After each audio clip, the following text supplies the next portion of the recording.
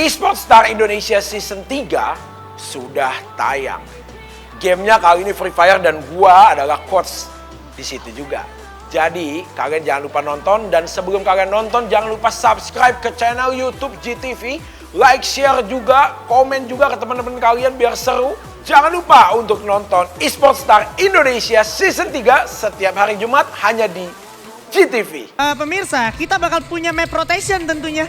Pada hari ini, episode kali ini kita punya Purgatory dan juga Kalahari yang tentunya akan sangat seru karena pastinya setiap player yang masih tersisa harus menunjukkan potensi mereka agar bisa di-pick dan juga bergabung sama salah satu dari coach dan juga manajer yang udah mereka bayangkan dan udah mereka snipe dari awal ya. Anyway, para survivors dan juga pemirsa yang sedang menyaksikan, tentunya kalian sudah tidak sabar untuk menyaksikan game pertama di Purgatory. So ini dia, without further ado, kita bakal langsung masuk ke dalam gamenya. Let's go! Dan kali ini pembagian pesawatnya juga ternyata nggak terlalu buruk ya. Bahkan masih bisa gue bilang hampir setengahnya tercover, yang artinya hanya ada beberapa spot aja yang nggak bisa ditempatin sama para survivors. Atau setidaknya mereka harus melakukan moving lebih jauh lagi untuk bergerak ke daerah sentral atau setidaknya Mount Villa. Tapi kalau kita lihat dari persebarannya udah cukup merata dan nggak ada tim yang langsung bertemu satu sama lain kecuali mungkin tim nomor 6 dan tim nomor 7.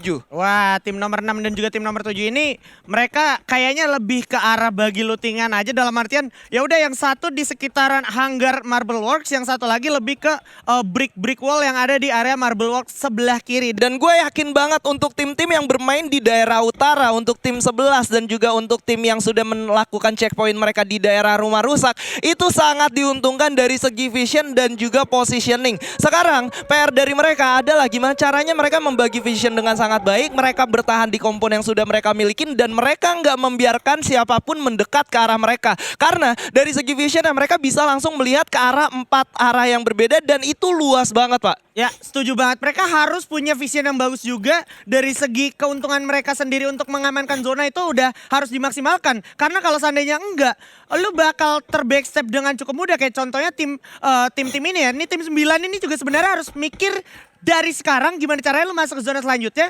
Karena di belakang harusnya kalau mereka sadar, kalau mereka aware, ini mereka punya vision yang bagus. Tapi kalau mereka sampai ke backstep, itu tadi yang sempat gue mention, jadi rugi buat mereka. Dan ternyata udah ada ledakan yang juga cukup merugikan untuk seorang Sharon. Terlihat ada An juga bakal coba langsung melawan. Udah buka Chrono, tapi bakal buka Glual juga. Itu ternyata adalah Glual kedua. Dan sisa Glual satu lagi. Apakah dia bakal bisa regroup ke belakang? Karena kayaknya dia bakal backup dulu dan lebih milih untuk menarik perlahan ke belakang. Mulai coba memberikan tapping-tapping perlawanan, tapi sepertinya masih ada perlawanan juga yang cukup sengit dari area atas. Di dalam Skylot tentunya. Wah, ini bakal jadi sulit banget untuk West dan Sharon di depan. Maju, walaupun udah ada IC Grenade. Udah kebagi tuh dua-dua. Tim nomor 2 dan juga lawannya adalah tim nomor 1 di sini. Masih siap dengan double vector Sharon. Walaupun dia udah gak punya Glual dan juga medkit lagi. Bahkan udah bakal langsung ke dan diajar begitu saja. Dihabisin. Mau coba ditolong. Gak sempat. Keburu telat. Sisaan dan juga Moes. Udah susah. Udah sulit banget. Bakal coba langsung jump sedikit lagi.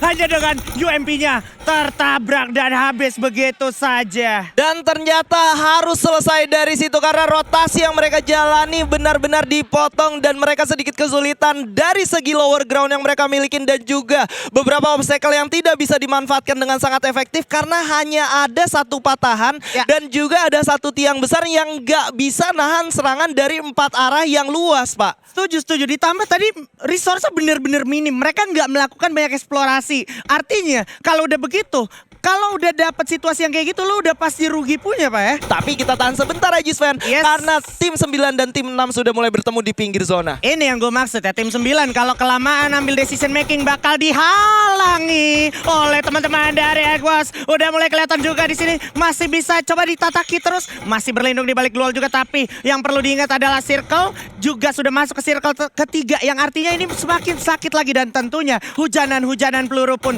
tak henti-henti diberikan ke arah bawah, ditujukan untuk teman-teman dari tim nomor 9.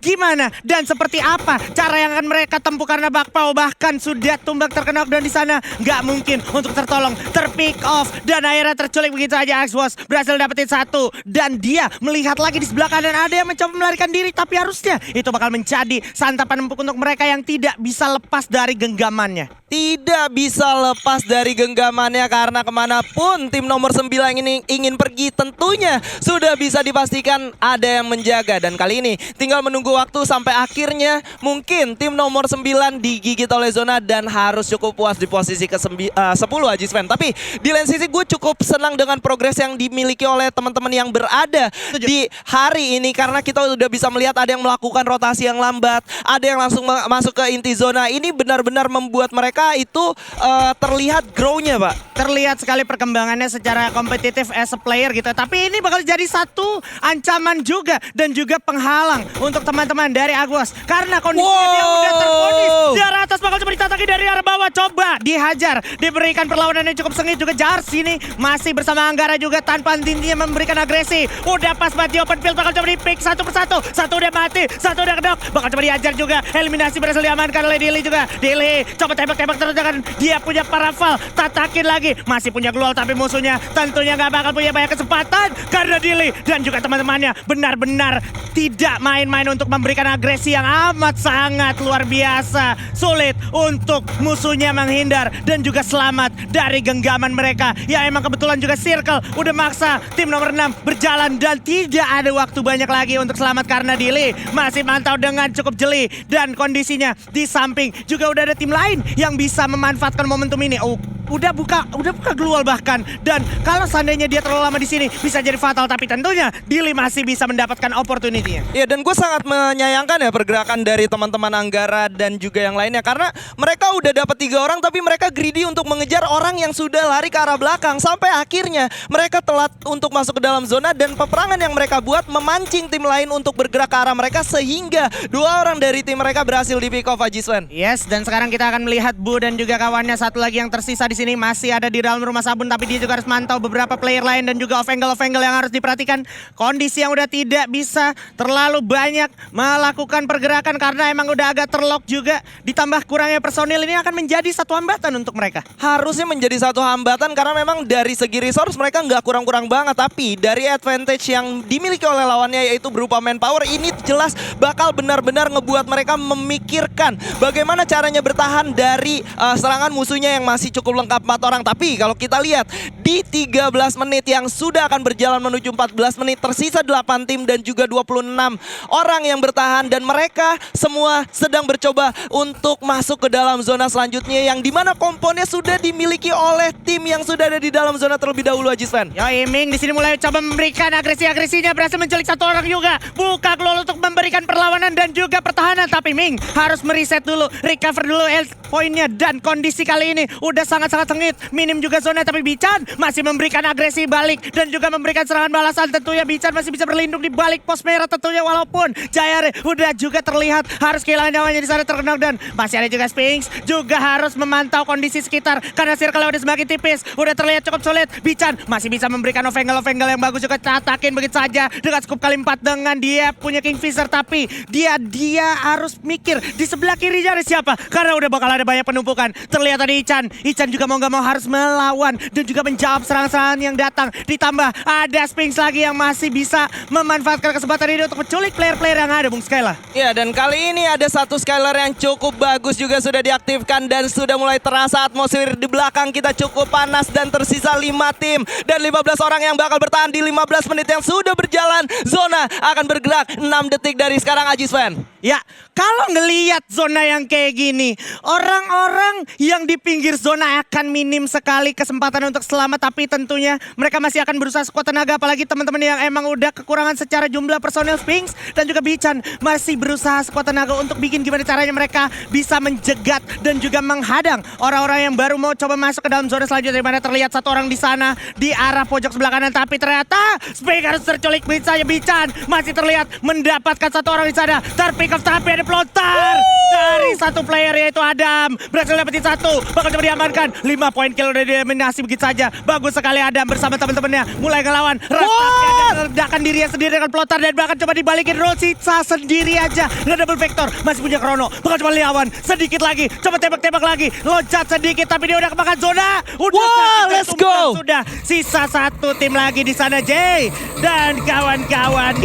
Tadi lu bisa lihat ya, 1 play yang sangat luar biasa, pengorbanan dari 1 salah satu timnya Willy untuk mendekat ke arah lawannya, di mana sebenarnya lawannya itu lebih siap karena mereka menang jumlah. Tapi M79-nya connect ke arah 2 orang sekaligus, walaupun harus menumbangkan dirinya, tapi setidaknya advantage lagi dipegang kembali pada teman-temannya. Betul sekali, dan ini yang menjadi satu catatan penting adalah setiap player yang di belakang mereka dapat pelajaran berharga untuk match pembuka kita di Purgatory ya. Dan gimana mereka menjaga kompon mereka tanpa kehilangan kesempatan untuk dapetin kill juga ya. Dan tentunya tadi priority dan juga decision making yang dilakukan orang yang menggunakan M79 menurut gue itu sangat jeli ya. Karena gue yakin mereka melakukan hal tersebut bukan tanpa perhitungan yang jelas. Karena kalau lu lihat sendiri tadi M79-nya itu dia maju ketika orang sudah tersisa 8 orang aja Pak. Jadi dia udah tahu musuhnya yang di depan kita. Kalau kita bisa take down 2 orang artinya bakal menjadi 3 lawan 2. Betul, jadi emang dia udah bisa punya decision making yang harus dimaksimalkan kayak gitu ya. Di momen-momen tersulit seperti itu. Dan bahkan kayak kita bisa lihat di rekap ulang di highlight kita ini beberapa tim akhirnya harus terhadang oleh move mereka sendiri karena terlalu lama mempunyai decision making gitu. Kayak contohnya ini nih ya. Iya, dan ini menurut gue menjadi satu poin yang sangat dirugikan untuk mereka. Mereka terlalu greedy, mereka udah dapetin 3 poin eliminasi. Mereka tinggal masuk ke dalam zona. Di kompon yang mereka ingin tuju itu nggak ada orang. Tapi hanya perkara ngejar 1 orang, akhirnya 2 orang dari mereka berhasil terpick off. Itu harganya mahal banget karena tidak ada revival system juga. Tapi anyway, itu adalah decision making yang bagus banget di waktu yang sangat sempit dan juga keputusan yang cepat dilakukan. Jadi menurut gue so far so good sih.